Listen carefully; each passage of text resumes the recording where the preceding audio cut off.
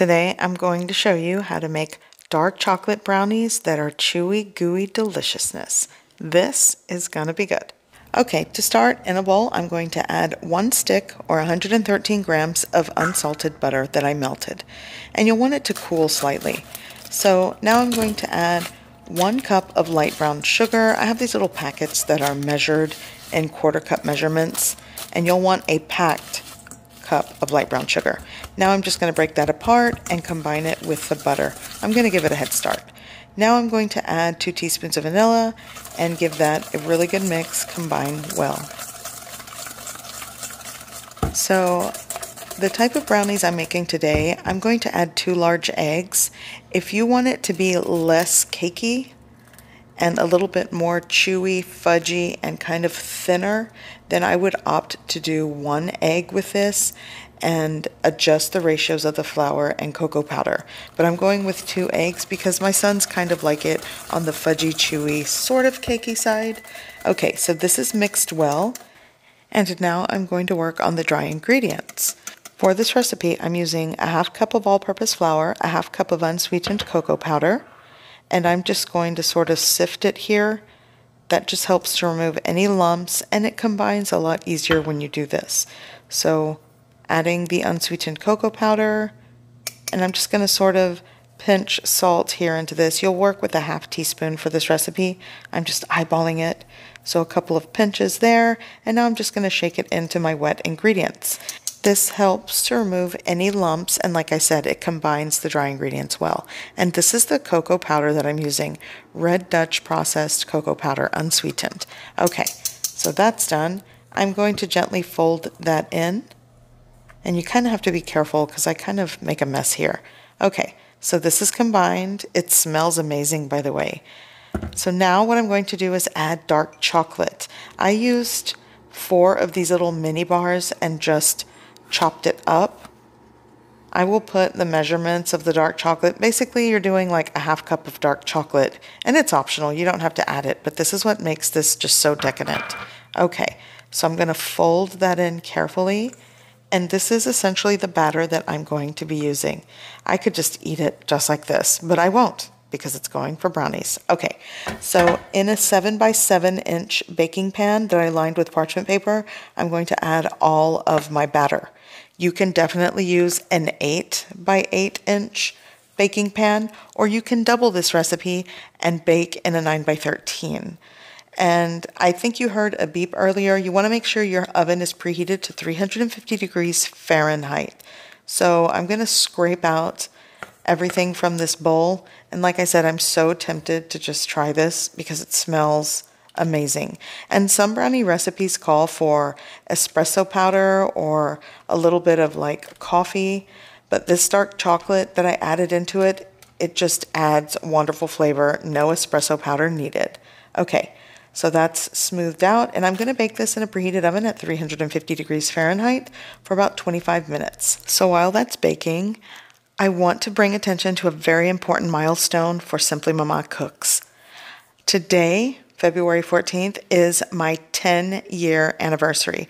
I have been 10 years on YouTube creating lots of homemade dishes. For those of you that have followed me for a very long time know I love enchiladas. I make them all the time. And there have been so many great food moments on this channel, thanks to you all. When I started this channel, I sort of did a lot more vlogs, but then I started noticing that you appreciated cooking content, and that's what I went with. I have over 1,000 videos of homemade things that I make in my home, and inspired by this lady right here, my abuelita, my grandmother. Also, cooking with my husband is a dream come true. We work together. My husband is a huge part of this YouTube channel, and he's been with me every step of the way. And he will be the first to tell you that he is my #1 supporter. That, along with our 2 boys, which I absolutely adore. A lot of you have been with me for such a long time. You've seen them grow on this channel. And I just can't wait to continue sharing recipes and little moments of my life. I was once a little girl that loved to cook in the kitchen with whoever would let her, and now I'm a mom cooking for my family. And I can't wait to share more recipe videos with you. Happy 10-year anniversary, everyone. My family and I thank you from the bottom of our hearts. Okay, the brownies are done, so I'm going to remove them from the oven.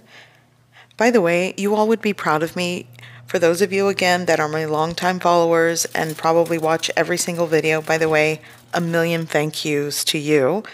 Know that my oven is not super calibrated right, so it's about 8 degrees off, so I managed to put a thermometer in it to kind of gauge the temp. So baking's a lot easier now. So by the way, that's bacon grease. I've been using it. So I'm going to let these cool. Eventually I will take it out of the pan, but it smells amazing. So my brownies are probably at room temp, or maybe they're still kind of warm, but I'm going to place them on this cutting board, and the parchment paper works as an easy little pull-out handle for these brownies. So I love the crispy corners. Like, I have to take this piece. So good. So I'm going to let it continue cooling, and then once it's completely cooled, you can slice and serve. So I want to remind you, for those of you that want a larger batch of brownies, you can double this recipe. And if you want these brownies to be extra fudgy and gooey and less cakey, then just use 1 egg instead of the 2. And that's that. These are so easy to make. The recipe's easy to kind of remember. Be sure to check the description box down below for the ingredient list and some other links to my other social media handles. For those of you that sort of remember when I was hacked on Facebook and I kind of gave up on Facebook because I got 0 help, well, I'm sort of forced to start another Facebook account. It is under my name, and the link is in the About section on my YouTube channel. So if you want to support me there, please do so. There are several fake pages, Facebook pages, so this is why I kind of had to start one that's actually me. So if you're on Facebook, join me there. Okay, check this out. Fudgy, gooey deliciousness. And the tops of these brownies and the edges are my favorite part because they're so crispy and crusty. So good. So happy 10-year anniversary, everyone. Glad to share this moment with you. So I'm going to dig in. I'm going to stop posing for thumbnail pics because these are so good. I hope you give this recipe a try. I hope you like it. And thanks for watching.